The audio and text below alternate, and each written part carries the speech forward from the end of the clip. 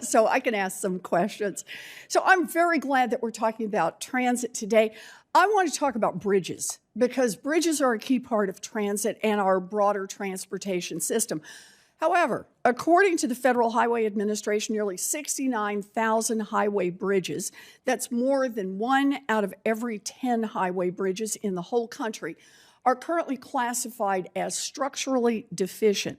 In Massachusetts, the Cape Cod bridges have needed repair for years and years and years. These bridges, which were built in 1935, are the only link between Cape Cod and the main line. There's no drive around here. They are the only link, and more than 35 million vehicles cross them each year. They serve as essential routes for general transportation, for tourism, and for evacuation in case of emergencies. The bridges are vital assets for the Cape Cod economy, but they are in desperate need of replacement.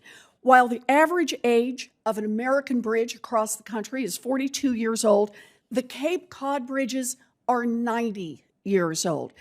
Ms. Terry, as head of the Greater Cleveland Regional Transit Authority, you presided over the shutdown of your waterfront light rail line beginning back in 2020, and as I understand it, still ongoing, due to safety concerns related to a bridge on the route, namely stress fractures and stability issues.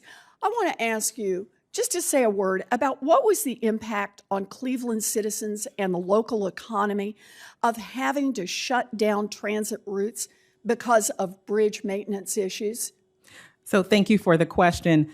You're absolutely correct. We've been working on our waterfront line bridge for quite some time now. We expect for it to open up later in the year. We've got about a year to go.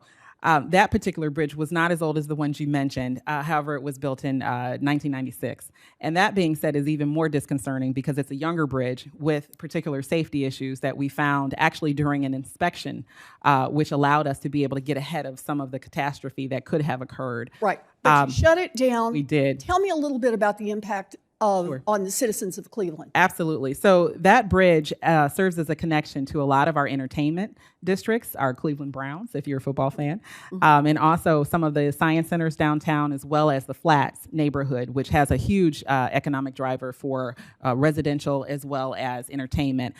It was definitely an outcry from the community to say, are you sure you have to do this? Because it really kind of cuts away the mobility when we have major events. We've got to supplant some of that service with busing. And when you do that, it's definitely a little slower. It doesn't have the same capacity, and it also is a stress on our operation. Okay, so waiting until you have to shut a bridge down is a serious problem in a city like Cleveland, and I'm going to guess out on the Cape as well. You know, I know that the Cleveland Transit Authority received federal funding to help improve the bridge infrastructure. Ms. Terry, how important was that federal investment to making your bridges safer and supporting your local economy? So the passage of the IIJA was imperative for us to be able to get that work done. We could not do a lot of the remediation on our own. We had to be able to bring external crews.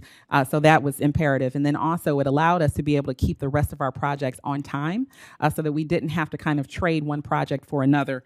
And we also were able to use some of our 30% formula funding to be able to contribute to that project. Right. And let me just ask one last question here. Was this investment something that Cleveland could have done on its own using state and local funds? No, we could not have. Okay, that's the key point here. We need federal funds. You know, the Biden administration has made historic investments in our infrastructure, including through the Infrastructure Investments and Jobs Act. The Cape Cod bridges have yet to receive funding from the infrastructure bill, in part because the previous governor of Massachusetts failed to prioritize this issue and put together a competitive application. But I'm not going to stop fighting for federal funds for these critical assets. And that is why I am glad that in President Biden's budget, which was released last week, there's a significant $350 million down payment toward a $600 million commitment to replace the Cape Cod bridges and protect both the local economy out on the Cape and public safety.